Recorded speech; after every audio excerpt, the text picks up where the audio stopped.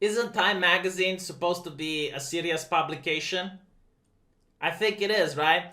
Well, why are they complaining about things that kids enjoy, like comic books? Why is Time magazine concerning themselves about comic books? Apparently, it's a problem. Okay, they can't sleep at night because comic books have too many straight white men. Like, do they understand how capitalism works? It's a private company, it can do whatever it wants, I'm told.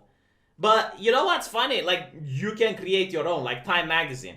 You can actually spend money and open your own comic book industry. You can do this, especially now when comic books are at an all time low. And I'm legitimately curious, is this like some far right dog whistle? Because I think it is. You know, isn't the Time Magazine the ones that had Hitler as Person of the Year on their cover? Because if you look at who started the comic book industry, it was Jewish people. Okay, so they're a subsection, I guess, of straight white men. So is this your problem? You don't like it that Jewish people started it? Because that would be very problematic indeed. But it's interesting. Like, I understand that there's like this fictional number, like fictional percentage of how many white people you're allowed to have in your fictional world. And if you go over that, then Time Magazine goes like, it's a problem. Okay, well, what problem does it cause? Well, we can't know, but like this is what we say it's a problem because we don't know. It's kind of funny because like the comic book industry actually did change, and they're ignoring this change because as you can see, the article is published on July the 1st. To the point where you would go to the movies, you go see the Avengers, and then when you would pick up a comic book, none of the Avengers from the movie were in the comic book. Can you believe that? Like at a time when the Avengers were like the most popular movies ever, comic books were actually dropping in popularity. Why? Because you would have a woman going and seeing the beautiful Thor, the god of thunder with Thorial hair, and you know, like really charismatic and very alluring for the ladies. And then they would pick up a comic book and say, well, where's the male Thor? Where is the male Thor? The one that I saw in the movies. Like, it wasn't. Because it was replaced by a female Thor. Or they would go there and I remember like my girlfriend at the time really liked Iron Man. She really liked his assholish nature. Like, she liked the fact that he was so arrogant. And that's what she liked. And then the fact that he was so smart. And when she picks up a comic book, where's the Iron Man? Where is he? Where is Iron Man? Well, there wasn't, because now he's replaced by a black chick. And almost all the superheroes were treated similarly. They weren't in the comic books, but they were on the big screen. So, complete missed opportunity. But this is what you get when you listen to people that are very far to the left masquerading as comic book critics. I mean, look at this. You know, like they're not there in order to help companies make money. They don't care about the medium. The only thing they care is that the medium pushes their message. And we're going to get to that in a little bit. But like the same woman that complained about this picture is now complaining on the fact that superheroes are like cops. And cops are problematic. So we need to have a talk about them. Now, what's interesting is that when people want to make money, they want to know that is the person buying my comic book enjoying themselves? Like that is the only question you should ask if you want to make money. And if your target audience is teenage boys, and last time I checked, there's nothing wrong to have them as a marketing demographic, just like, I don't know, 50 Shades of Grey has the targeted demographic of teenage girls, and there's nothing wrong with that. Teenage boys seem to like this. Like, they will spend money in order to buy this. And you're like, oh no, this is horrible. Like, what if? And this is legitimately what they think. What if teenage boys will think that this is how women look like in real life, and their standards and expectations of women will be like this, and since no women can compete with that, teenage boys are going to start being sexist. Like, how many blows to the head, or how many years of university studies do you need in order to think like that, is the legit question. Like, when I was a teenager, I knew that women outside didn't look like this. Like, I was scared, but I was like, okay, this is a comic book. You know, they're not going for realism. They're just going for aesthetics. It's like, okay. Anyway, right. Let's talk a little bit about what they want to say when they talk about the fact that superheroes are like cops, okay? The thing that they hate is that they cannot control the narrative. And the reason they want to control the narrative is so that people stop asking questions. Right? Like that's literally it. They want people to be sure that everywhere they look, whether it is comic books, whether it is video games, whether like every type of entertainment, produce the same message so that people stop thinking that there might be other possibilities. And a great example is with The Punisher. The Punisher is the type of person which appears when you have no police. Similar to Batman, but hear me out. The reason the Punisher exists is because the cops failed to protect his family. And the cops were controlled by the mafia. So, from his point of view, there were no cops. So, what happens when there are no cops? Well, you get people taking the law into their own hand, which is the Punisher. Now, the Punisher allegedly has a code. That's why he's not a villain. That's why he's an anti-hero. He doesn't kill innocents. But what if the Punisher is wrong in a case and he shoots someone that's innocent? What is he going to do? Is he going to turn himself in? Is he going to assume responsibility? No, he's probably still going to continue doing what it is.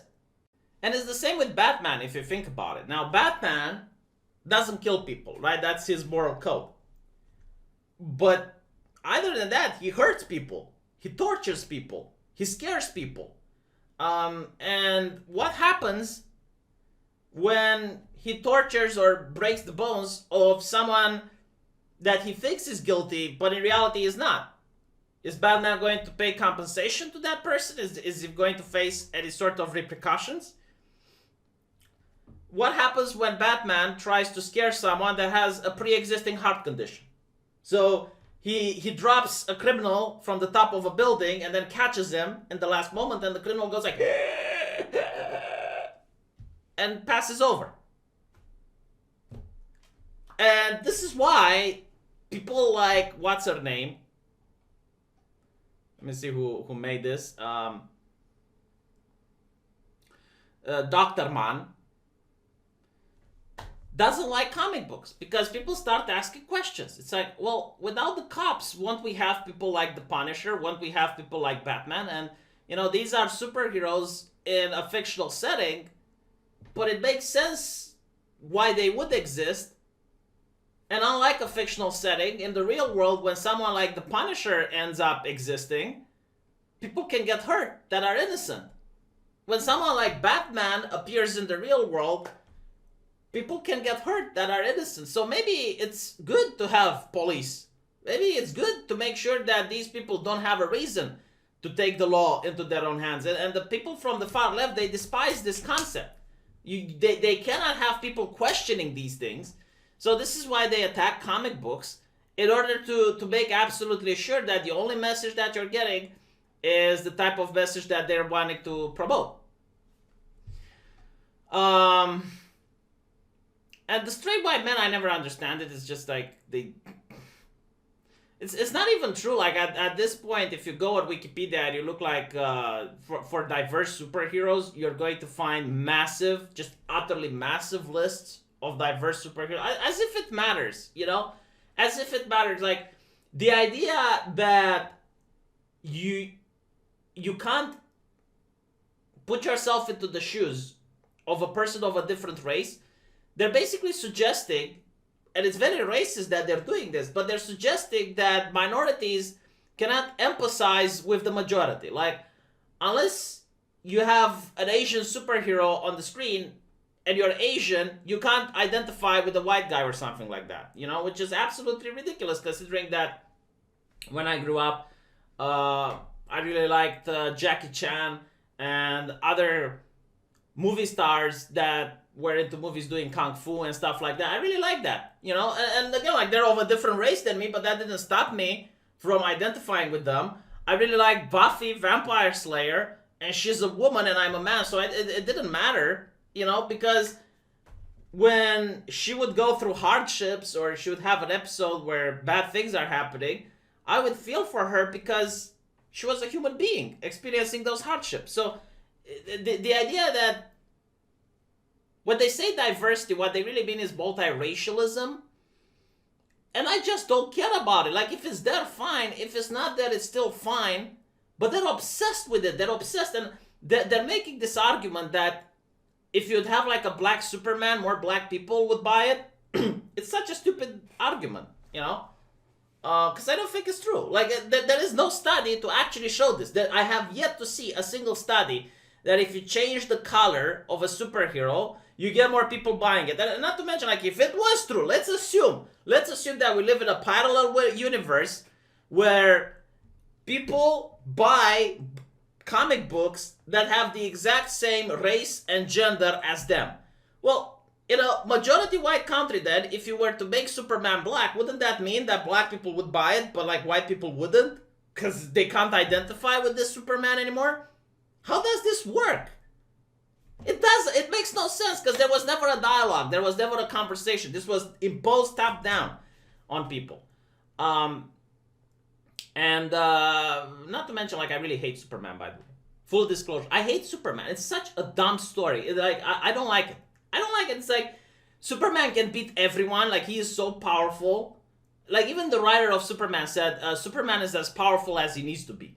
So, no matter, like, the opponent that you have, he's just going to be more powerful than that. And you can be like, well, Doomsday beat Superman. Oh, bullshit. He came back from the grave, so he didn't die. You know, so the only way to beat Superman is if you have kryptonite. If you have kryptonite, you beat Superman. Otherwise, Superman beats you. It's like, oh, all right, I'm not interested in that. It's not a complaint. I guess, like, the people like him because he stands for the American way, truth and justice, you know? I don't know if he still stands for that, considering that left-leaning people are now at DC Comics, but whatever. Yeah, truth, justice, and the American way. Horrible, horrible, horrible. But look, and it's a hate symbol behind them. Of course, they're not going to stand for this. No, seriously, like, look, ever since the far left has started criticizing comic books, Wonder Woman doesn't have the American flag, which is kind of stupid. I mean, think about it this way. If any other country would have came up with a superhero that is popular throughout the world.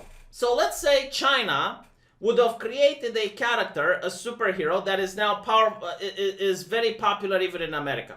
Do you not think China would have wrapped the Chinese flag around that character? Do you not think, like, do you think they would be ashamed to promote that character as being their IP? And it's like, yeah, only China could have made something cool as this.